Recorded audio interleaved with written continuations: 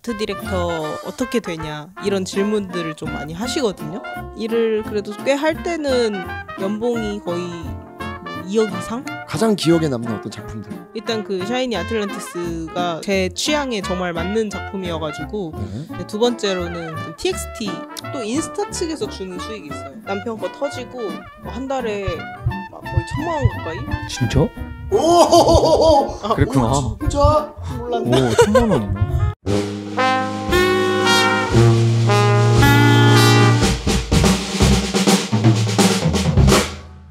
장호준 에이코! 블루! 안녕하십니까. 사람들은 도대체 어떻게 돈을 벌고 있는지 얘기해보는 머니 토크쇼 이코플로의 시간이 시작되었습니다. 현재 아트 디렉터로서 뉴진스, 소녀시대, 세븐틴 뮤직비디오나 광고를 만들고 계시고 예능 서바이벌 2억 9천 결혼전쟁에서 우승을 하셨습니다. 신혜선 신소님을 모시고 미술감독에 대해서 아트 디렉터 분야도 한번 같이 얘기해보고 2억 9천에 대해서 함께 얘기해보는 그런 시간 가져볼 텐데요. 너무 궁금한 게 있어요. 신혜선님 2억 9천 잘 쟁여놨습니까? 아니면 좀 플렉스 좀 하셨습니까? 세금 떼고 2억 2,760만 원. 디테일하게 말씀해 주셨어요. 그 우승하고 나서 결혼을 몽골에서 했어요. 네, 직계 가족, 남편 가족, 제 가족 이렇게 몽골 가가지고 결혼식을 올려서 그 뭐 여행비로 한 2천만 원? 한 11명 갔거든요. 이제 나머지는 제가 사업을 하다 보니까 네, 빚이 조금 있어가지고 빚이 있으셨어요? 네, 그 빚을 조금 갚는 데 썼고 금리가 높은 것만 네, 낮은 건 두고 신혜선 신소님 자기소개 좀 부탁드리겠습니다. 네, 안녕하세요. 저는 33살 아트 디렉터 10년차 신혜선이고요. 이제 2억 9천 결혼전쟁이라는 결혼 서바이벌 프로그램에서 당당히 1등을 하게 된 그다음에 아주 잘생긴 배우 남편을 두고 있고요. 이태원에서 행복하게 살고 있습니다. 저는 서울예대 1, 1학번 영화 연출 전공이고요. 제가 연출 전공이어서 이제 연출 쪽으로 나갈 줄 알았는데 어쩌다가 미술 감독으로 입봉을 하게 돼가지고 지금까지 미술 감독을 하고 있습니다. 여러분이 아실 만한 것 중에는 뭐 에스파 뮤직비디오, 세븐틴의 일본 뮤직비디오여가지고 아이노 치카라라는 뮤직비디오, 키오라의 이제 배드뉴스랑 노바디 노우스 네 뮤직비디오. 방송 전후 좀 이렇게 좀 달라진 점이 좀 있으십니까? 아트 디렉터에 대해서 사람들이 좀 궁금해 하시는 것 같더라고요. 이게 무슨 일을 하는 건지. 마치 네. 오늘의 저와 같이. 네. 네. 보통은 잘 모르시거든요. 아트 디렉터는 보통 영화나 뮤직비디오나 광고 보시면 그 세트가 있잖아요. 이게 실제 장소가 아니라 이제 만들어진 세트들이 있잖아요. 예. 네, 그런 세트들을 디자인하고 이제 도면 쳐서 그걸 실제 구현을 해내는 작업. 네, 그거를 보통 아트 디렉터가 하고요. 그다음에 그 뭐 인물이 필요한 소품들 있잖아요. 뭐 이런 조명, 네, 이런 뭐 그림 이런 거 세팅을 다 그냥 제가 한다고 보시면 됩니다. 아트 디렉터 그러면 주요 수익원? 이게 좀 보편적으로 좀 이렇게 좀 펼쳐져 있나요? 아니면은 파이프라인이 이렇게 좀 하나로 돼 있나요? 보통 궁금합니다. 이제 아트 디렉터는 인건비로 책정이 되고요. 네. 뭐 프리 비용, 프리 프로덕션 비용, 뭐 촬영 날 나가는 인건비, 뭐 이렇게 해서 인건비를 통으로 받는 편이고. 프리 프로덕션 사전 작업을 말씀하시는 거죠? 대부분의 일이 헷갈려하실 수가 있어서. 프리 프로덕션으로 이제 진행이 되거든요. 왜냐면 다 사전 준비를 해야 되는 것들이니까 뭐 세트 만들고 소품 준비하고 뭐 이런 것들이 다 프리로 들어가서 현장에서도 당연히 굉장히 중요한 업무를 하실 것 같고요. 그렇죠. 현장에서도 이렇게 세팅이 바뀌는 일이 있으니까 그때 이제 체인지하고 아니면 이제 촬영 바로 직전에 이제 세팅을 다 해놔야 되니까. 그러면은 이제 우리 신소님이 아까 사업을 하신다고 얘기를 하셨는데. 네, 제가 그 아트 팀 대표로서 사업자를 가지고 있고요. 그 사업자로 인해서 이제 제 밑에 팀장들과 아트 팀원들 그 사람들의 페이를 주는 거죠. 보통 이제 엔터에서 금액을 덕션이 받아요. 네. 프로덕션이. 네. 그럼 프로덕션에서 분배를 하는 거죠. 미술팀, 촬영팀, 조명팀, 뭐 다른 팀들, 기타 등등 이렇게 사업을 하시게 된 기점은 언제예요? 제가 이제 사업자를 낸 시점은 예. 16년도. 신혜선 대표님께서 미술 감독님이시자 대표님이신 거예요 지금 그죠? 그죠. 네. 대표님께서 배분이라는 표현을 직접 써주셨어요. 배분에 있어서 어디가 좀 많이 들어가고 어디에 이렇게 좀 쓰여지고 세트를 제가 디자인하고 도면을 치긴 하지만 세트를 만들어 주시는 분들은 따로 계시거든요. 그런 세트 만드는데 그 비용이 커요. 그 비용이 거의 반절 이상 나가고 뭐 반절보다 더 뭐 3분의 2까지도 나가고 왜냐면 너무 많은 사람들이 투입되고 그 세트 삼촌이라고 하는데 보통 세트 삼촌이라는 용어가 있어요? 네. 사입 삼촌 얘기하듯이? 그렇죠. 네, 세트 보통 댕강 삼촌이라고 댕강 삼촌 이런 용어가 있어요? 네. 목수님 안 하고 댕강 삼촌 이렇게 해요? 네. 이거 이런 게 재밌어요. 이게 왜냐면 우리가 현장에 이런 걸 모르니까 보통 이제 이 세트 벽 같은 거 이렇게 떼주시고 하시니까 그 벽 떼는 걸 댕강한다고 하거든요. 그렇지. 아직 뭐 세트장에 일어의 잔재가 너무 많이 남아 있어서 네 일본어도 많이 쓰고 네 에피소드도 많으셨을 것 같아요. 미술팀 때문에 뭐 작품이 갑자기 빠그라진다거나 이런 경우도 있어요? 다행히 저희는 그런 경우는 아직까지는 없어요. 네. 근데 그런 경우가 있는 팀들도 있어요. 네, 갑자기 세트가 무너졌다거나. 생각나는 위기가 뮤직비디오 촬영이었는데 네. 동대문에서 비즈로 뭔가를 제작을 했었어요. 비즈? 약간 구슬 같은 거. 구슬 같은 거. 반짝반짝하는 예쁜 구슬 같은 걸로. 비즈라 그러는군요. 네, 그런 걸로 이제 제작을 했어야 돼가지고 대량으로 이제 제작을 해놨는데 제가 너무 정신이 없었던 거죠. 일요일은 동대문이 문을 닫거든요. 토요일에 그 물품을 퀵으로 받기로 했는데 그 업체에서도 그걸 까먹은 거예요. 근데 저도 잊은 거죠. 그래가지고 일요일 저녁이 됐는데 소품 체크를 하다가 이거 퀵이 안 왔는데 이렇게 된 거죠.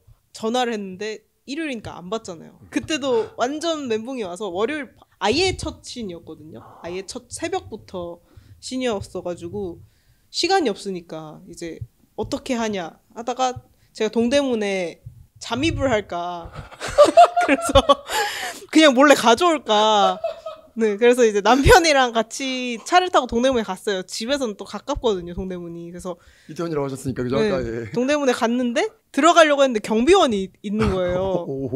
그래서 어떻게 오셨냐 이래서 저희가 저희 물건을 꼭 가져와야 된다. 근데 사장님이 전화가 안 된다. 안 된대요. 이게 그렇겠죠. 가게 주인이 와야 잠깐 열어줄 수 있다. 굉장히 정상적인 반응이죠. 그죠. 이게 정상인데 그땐 제가 약간 정상이 아니었어요. 진짜 어떤 생각까지 했냐면 경비원의 눈을 따돌리고 몰래 들어갈까 이 생각까지 하고 제가 앞에서 울었어요. 경비원 앞에서. 네. 근데 그 와중에 이제 제 친동생이 제 팀장이거든요. 걔가 구글링을 해서 사장님의 페이스북을 찾은 거예요. 그 사장님의 계좌가 써 있는 걸 보고 계좌로 1원씩을 계속 보냈어요. 1원을 보내면서 사장님 어딘데 이제 이거 번호로 전화 좀 주세요. 뭐 이렇게 해서 그걸 계속 보내다가 입금자명에? 네, 입금자명에다가 그것도 안 보셔서 사장님 연락처를 알아낸 거죠, 동생이. 그래서 그 연락처로 전화를 드렸더니 아주 고맙게도 사장님이 나와주신 거예요. 그 밤에 나와주셔가지고 다행히 받았죠.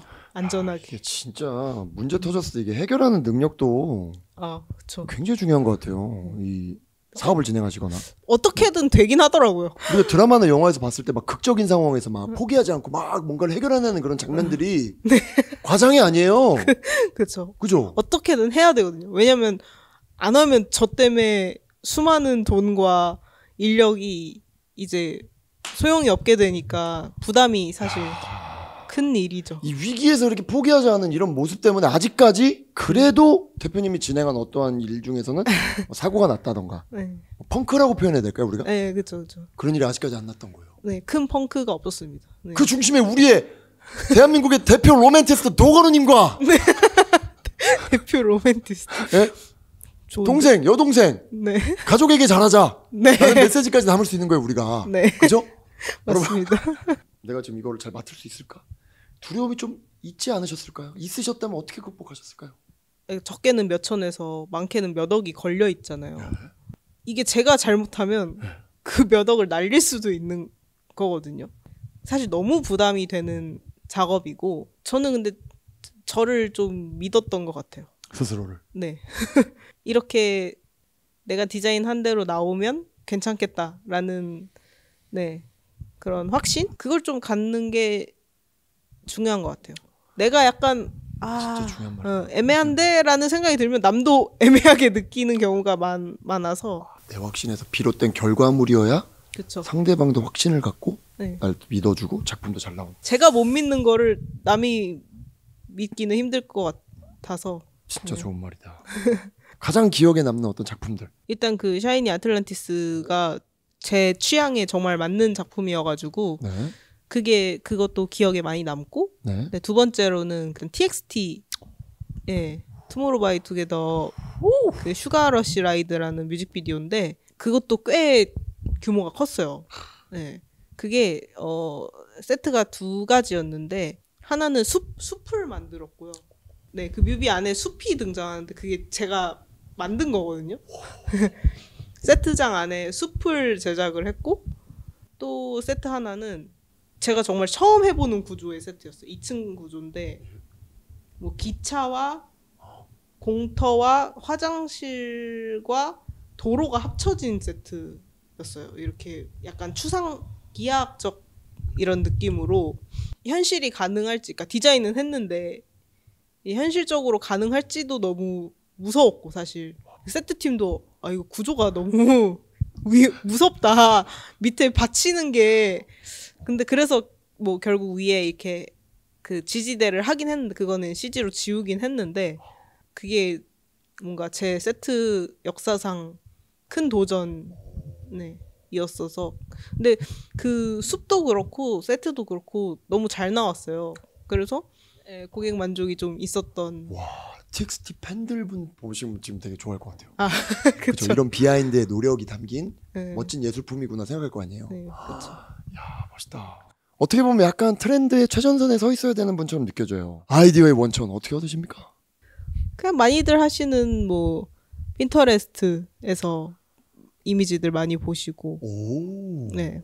저도 많이 참고하고요. 그리고 뭐 영상 같은 경우는 저는 비메오에 그래도 좀 예술적인 영상들 많이 올라오거든요. 그치. 이제 트렌드에 민감해야 하다 보니까 이게 막 나이가 먹으면 하기 힘든 일이긴 해요. 아, 그래요? 이게 트렌드에 민감해야 되니까 사실은. 근데 제 생각에는 뮤직비디오는 트렌드에 확실히 민감해야 된다는 생각이 들어서. 아트 디렉터로서 좀 존경하는 아트 디렉터가 있으시다거나 아니면 어떤 작품을 와 이거 진짜 아트 디렉터 팀 잘 됐다. 혹시 작품 뭐 이렇게 좀 얘기 나눠볼까요? 박찬욱 감독님 제가 너무 좋아하거든요. 영화를 그 미장센이 너무 좋아서 다 좋아하는데 보통 이제 류성희 미술 감독님이 많이 하세요. 같이 작업을. 네. 그분 정말 존경합니다. 지금 제가 이런 질문 왜 던지냐면 아트 디렉터를 또 이렇게 준비하시거나 또 이렇게 생각하시고 궁금해하시는 분들 많으실 텐데 그런 분들 또 위에서 이 분야로 좀 진출하셔서 자리 잡으시면 그래도 한 요 정도까지 좀 수익을 좀 버실 수 있을 것 같고 예산은 지금 듣는데 규모를 잘 모르겠어서 저한테도 뭐 인스타나 이런 걸로 아트 디렉터 어떻게 되냐 이런 질문들을 좀 많이 하시거든요. 많이 하시구나. 네, 관심이 있으신 분들이 많이 계셔가지고 질문을 많이 하시는데 제 추천은 그런 꿈을 꾸는 분들은 어느 정도 감각이 있다고 생각을 하거든요. 감각이 없는데 그런 꿈을 꾸진 않는다고 생각해요. 그래서 감각이 있다는 전제 하에 저는 그런 툴 있잖아요. 기술, 디자인 툴이라던가 뭐 도면 치는 그런 프로그램 있잖아요. 그런 거를 좀 일찍 마스터를 해놓으면 좋을 것 같아요. 네. 그래서 굳이 막 디자인 과를 나와야 된다 이건 아니고요. 네.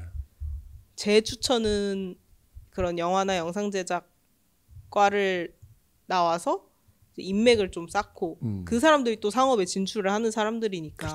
그렇지. 네, 그 다음에 디자인은 따로 공부를 열심히 툴만 하면 되거든요. 이 삶의 어떤 패턴이라든지 지금 이렇게 워라밸을 어떻게 이렇게 좀 조율하시면서 사시는지 좀 얘기해 줄 수 있을까요?